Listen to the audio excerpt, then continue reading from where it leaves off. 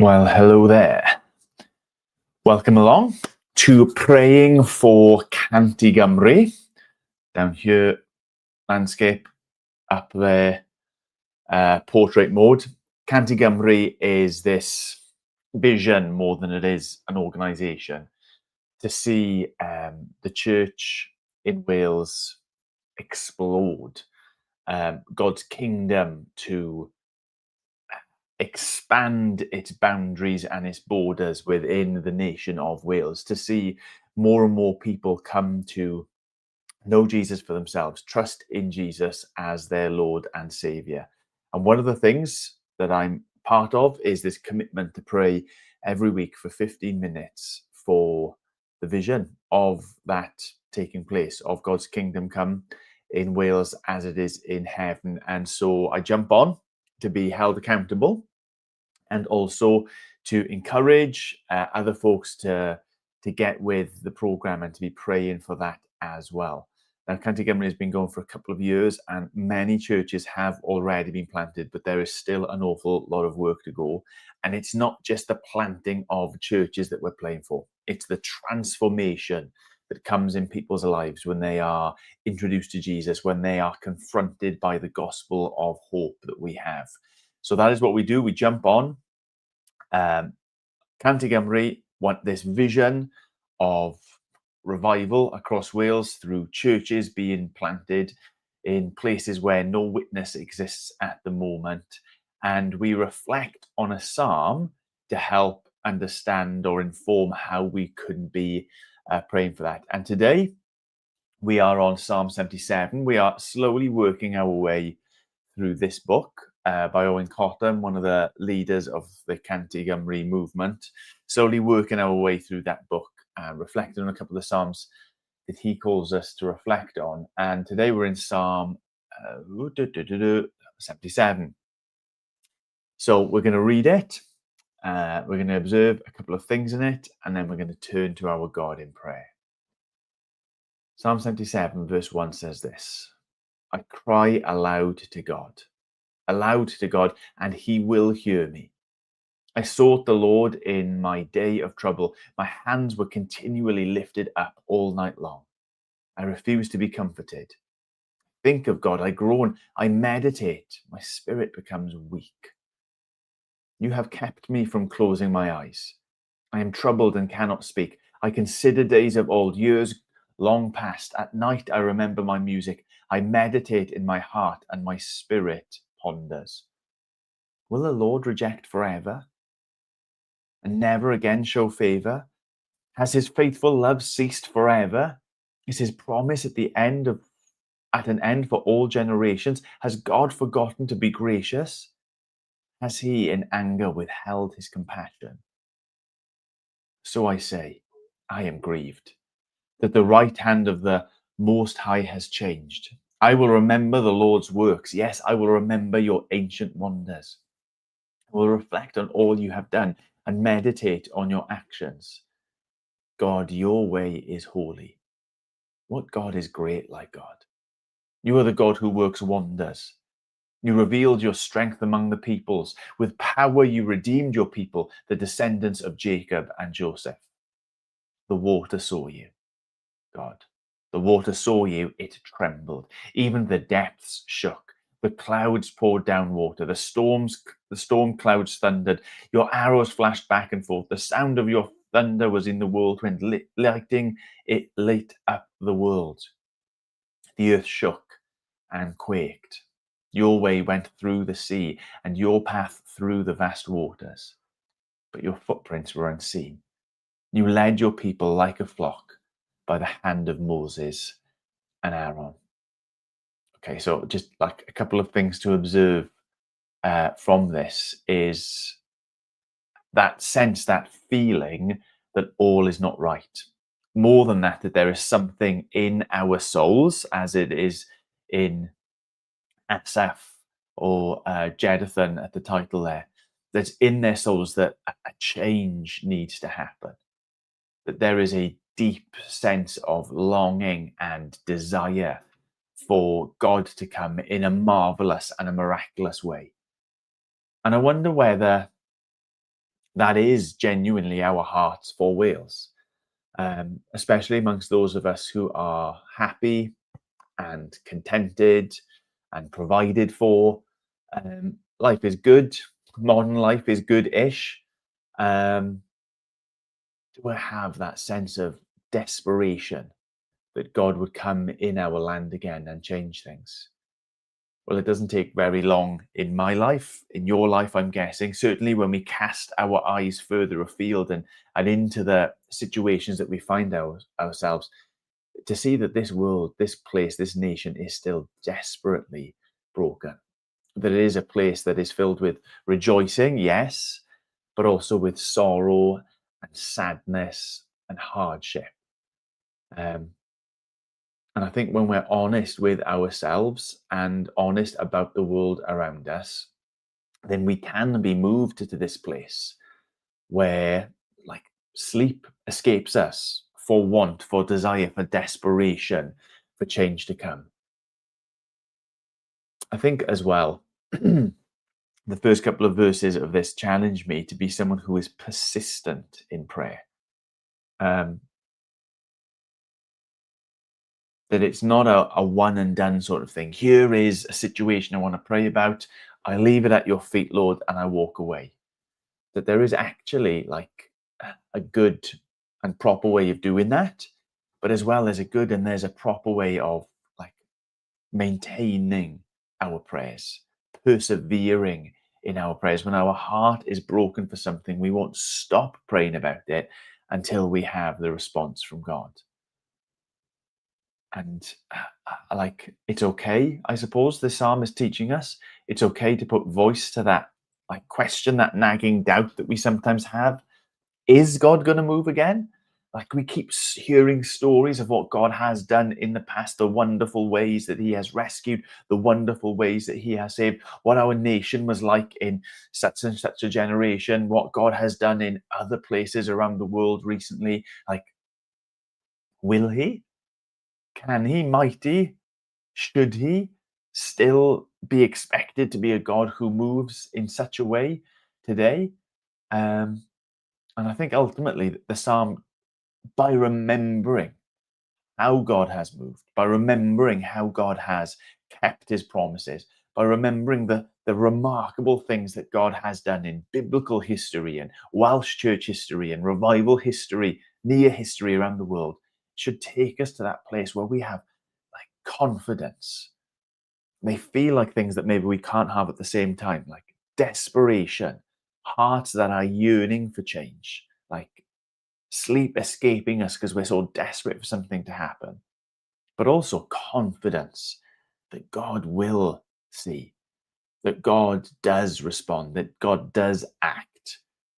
To us, like, it seems like an age, it seems like an eternity. Why aren't you moving, God? But to him, it's like a day. Um, so it's for me a psalm which encourages to be honest and raw and broken, to be persistent in our prayers, but confident in the one that we're praying to. So we are going to be praying for these churches, for our nation.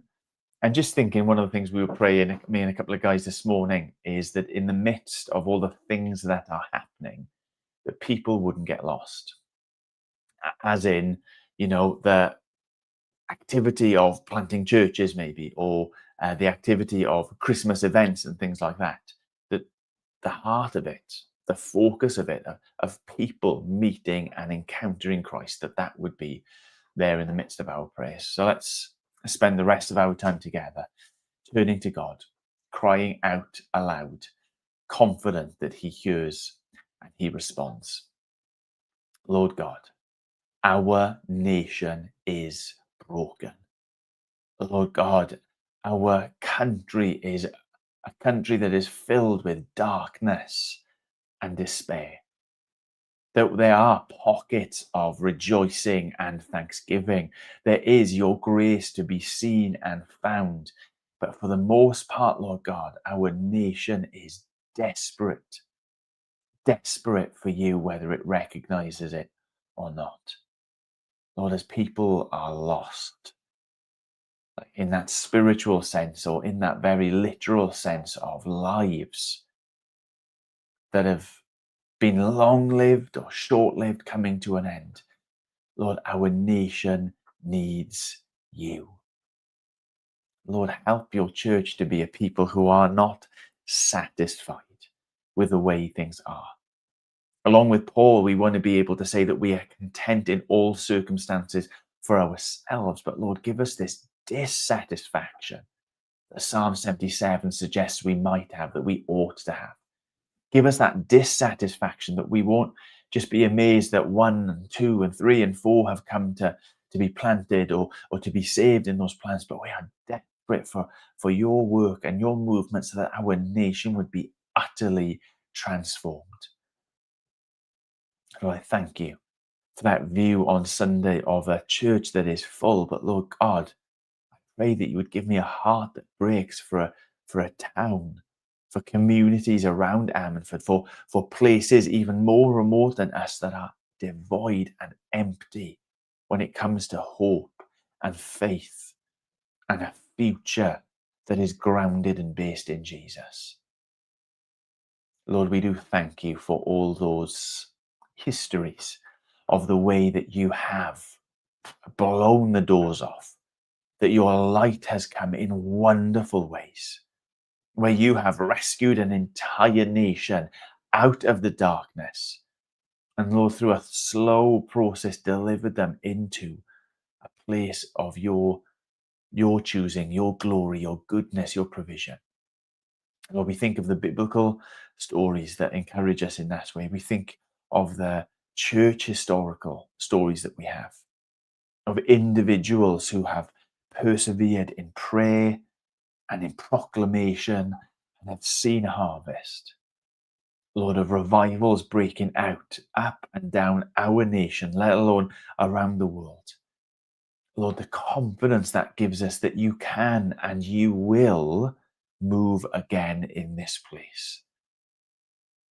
Lord, we are grieved that we live at such a time that we have to cry out in this way to a God who is strong and mighty to come and to break the shackles of those who are oppressed in darkness in this place. But Lord, we pray with confidence that you are a God who parts the waters. You are a God who sends the lightning bolts through the skies. You are a God who goes and moves, sometimes seen, sometimes unseen, but does that wonderful thing of opening blind eyes, softening hard hearts, turning enemies, folks who are hostile in their thinking to you, into children, into citizens, into friends, into the saved. Lord, there is a work that needs to be done in this nation, and ultimately only you can do it. Yet, Lord God, we thank you for the privilege. We thank you for that invitation, like a father inviting children to be involved in his workshop, to be about the task that he's about, that you say to us, come, be a part of it. And so we pray for the churches that have been planted. We thank you for the schemes that they have even this Christmas to speak of you, to speak of your gospel, to maybe move from Christmas as just an eat and drink and be merry celebration to a come and see and repent and turn and trust and be filled with joy. We pray that in the midst of the task that you have called us to, we wouldn't forget the people you have called us to proclaim hope, that this isn't just about doing things and saying things, but this is about meeting Jesus Christ. We pray that many people would meet Jesus Christ, even in the next 22 days as we prepare for Christmas and as we celebrate Christmas in our land. Lord, we want 22 days of people meeting Jesus. and not just a baby in a manger, but a God who has come, who has humbled himself to stand in our place, even to hang in our place, to lay in our place, to rise in our place. And who now, as his arms extended, his voice raised, beckoning more and more to come. Lord, I pray that people would meet that Jesus in the next 22 days in a special way. In the new church planters, in the established churches, Lord, our desperate desire is to see people saved, your name revered, your glory grow, your kingdom come here in Wales as it is in heaven. So move, Lord God, with your strong arm. Do special things, we ask, in Jesus' precious name. Amen. Amen. Well, thank you for tuning in. I really would encourage you. It's there on the screen, 100.cymru. That is a website. You can go find out more about it. There's a Facebook page as well. Periodically gives up little encouragements of things and things that we can be praying for, especially as well. But that's it. Be here again next Wednesday. Not entirely sure what the schedule is going to be around Christmas holidays, but we are going to try our best to keep with it, praying every Wednesday, 12:45. Okay, peace.